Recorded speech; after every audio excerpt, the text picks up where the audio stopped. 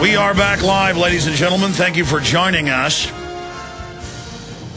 You know, we're talking about bisphenol-A, one of hundreds of things in our environment hurting us. The federal government admits just a little bit of it on your finger massively lowers male fertility. Oh, I'm sure that makes John P. Holdren, who openly says he wants to sterilize us, the White House science czar, very upset.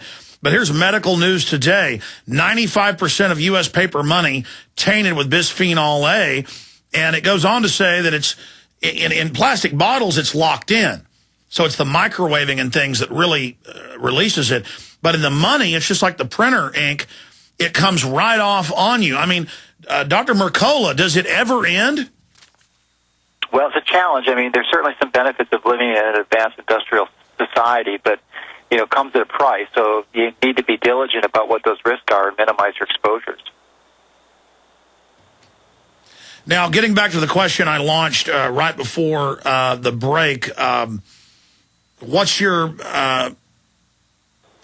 view on that point?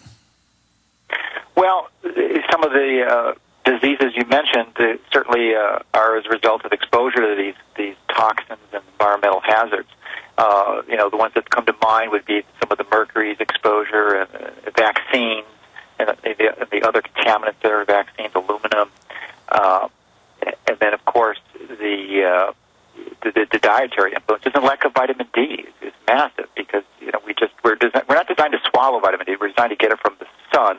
But most of us in the winter, that's not really a practical option. So it's a combination of factors. But one of the things I want to mention while I'm remembering is some of the new research that's come out that's really pretty intriguing because Alzheimer's, as you mentioned, is an increasing epidemic and to the point where more than 1 in 3 people are projected to eventually have this, and it's not pretty to lose your mind.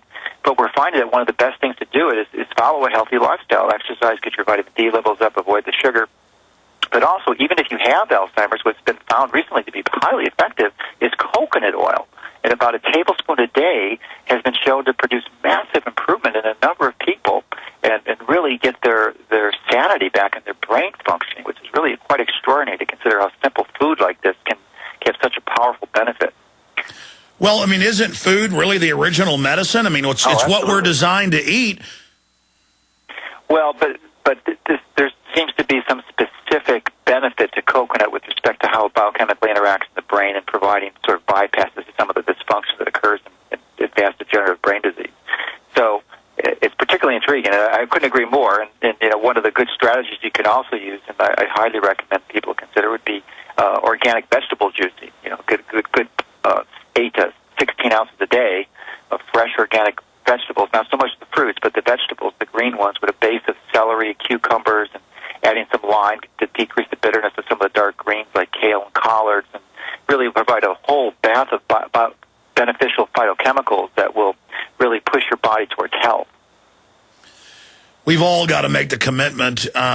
You know, back over 10 years ago, I was in really good shape, and then I just got out of shape, and it's very hard to get back into shape and start eating properly again, but I'm slowly moving there. But it's something that freedom lovers all have to do. I mean, this revolution against tyranny starts with our bodies. Let's take another call from Donna in California. We got to move quick now. Donna, you're on the air with Dr. Joseph-Mercola. Go ahead. Oh, great. Hi, Alex. Hi. I'm a first-time caller. Hi, Dr. Mercola. Hi. I'm here in Palm Springs, California, as you said. I'm just very excited to be on air, and I appreciate you taking my call. And I'm a first-time subscriber. Just started listening to you, and I'm spreading the word. Just wanted to let you know that I'm out calling these companies about the bisphenol-A and all this other stuff. So I try to do one or two a day before I go to work. Awesome. But anyway, I just want to thank you, and I appreciate you guys, and keep up the good work. And if there's anything I can do, give me a call. All right. Well, you're a sweetheart. Do you have any questions for our... Actually, I do, Alex. Thanks. I was curious about, because you've talked about the bisphenol-A and the plastics, and I'm looking at my cupboards and my storage, and I've got all these canned goods and things that are in plastic. Is there a way to know exactly which ones to get rid of? And, you know, is there a list of plastic companies or whatever we shouldn't be using? Well, that's another great point. The little juice boxes... most of the things like Capri Sun, you name it, they have plastic lining in them, and a lot of them, it's made of bisphenol-A. Correct, Dr. Mercola? Yeah, it's the general principle is, and it's important to understand that 90% of the money that Americans spend on foods is for processed foods. And when you process the foods, there's a risk because you have to package it in a way that's going to store it. And most of these packaging materials are fraught with danger. So, in occasionally exposure is not going to be a big issue, but on a regular basis, you really want to move away from that and find foods that are packaged in glass. That's the key thing. And another element that is commonly overlooked is that these vegetables and fruits, once you package them and process them, normally they have methanol, but it's combined with pectin in the fruit or vegetable. And if you eat it raw or fresh, it's not a problem. But once you package it, this methanol gradually associates. And methanol is another term for wood alcohol, and it can cause significant neurological complications. So really, the general take-home message is stay away from processed foods as much as possible and make your foods fresh. I didn't know that till a few months ago, but correct me if I'm wrong. What you're saying is that when you take canned peaches or whatever the case may be, the natural things in it starts breaking down into something toxic. Well, it's liberated. Normally it's connected in a way that doesn't cause a problem in your body because it doesn't have an enzyme to dissociate it, but it breaks down spontaneously once it's processed over time. So the longer it is, the worse the problem, and you can have significant complications. In fact, many researchers believe it's a primary factor for the cause of multiple sclerosis and other autoimmune diseases. Amazing. Donna, God bless. Let's talk to Larry in California. Larry, you're on the air.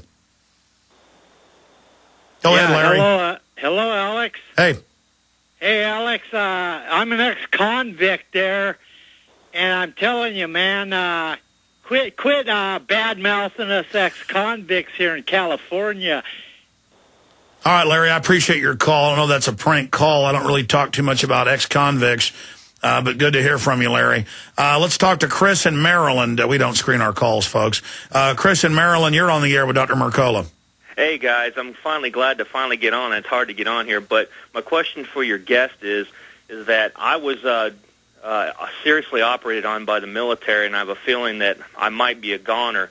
But if martial law is called, I told my wife and kids that we will bug out of here to get away from the populated areas. And since they took out my terminal ileum and I have B12 deficiency, is there some way that I can bypass that to get to B12? Because I have a feeling if I don't get it, I'll be a dead man. Well, eventually you'll die, but before that you'll become blind and develop other neurological complications. But you're right, the B12 is a very large vitamin, the largest ones we know of, and it's required to combine with intrinsic factor and be observed in the terminal ileum, which has been surgically resected in your case.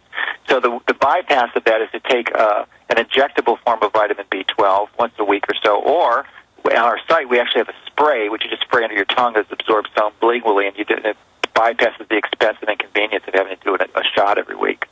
So, but you can't swallow it. It won't be absorbed. So that's the key. Okay, but will it still get into my body without an injection? I mean, can I use that if you spray it sublingually, it will. Because underneath your tongue. But if it goes into your saliva glands, correct? Yeah, well, there's capillaries underneath your tongue that just is a direct absorption into the bloodstream. So you don't have to absorb it through your... Yeah, that's why folks chew tobacco. It's a great way to get the drug in. Yeah.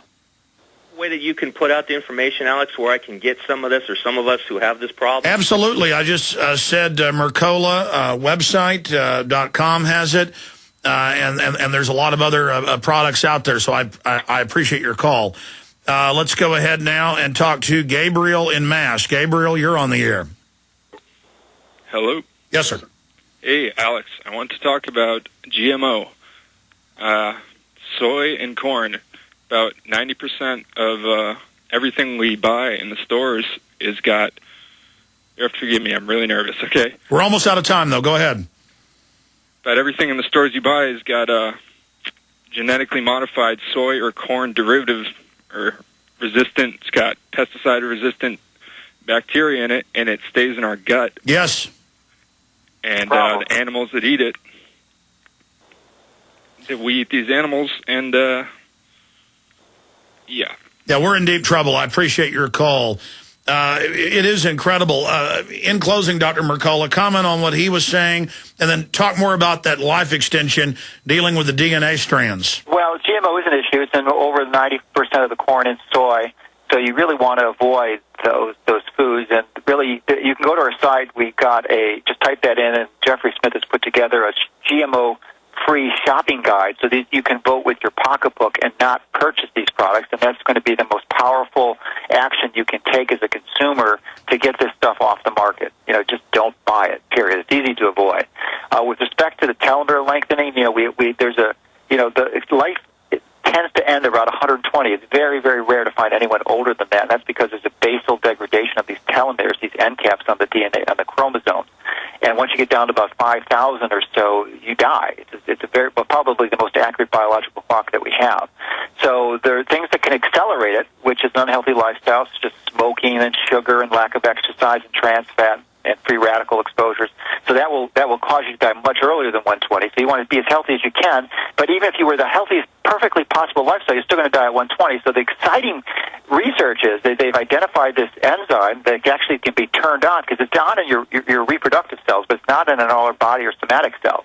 So there's going to be these enzyme inhibitors that you'll be able to take. It will turn on this telomerase gene, and you'll actually be able to add telomeres. And in research in the animals and test tubes, it actually reverses aging. So it's very exciting, and the take-home message is to stay as healthy as you can, because if you can do that and you're around in 20 or 30 years and you're still pretty healthy, you can probably add another 50 years without even blinking.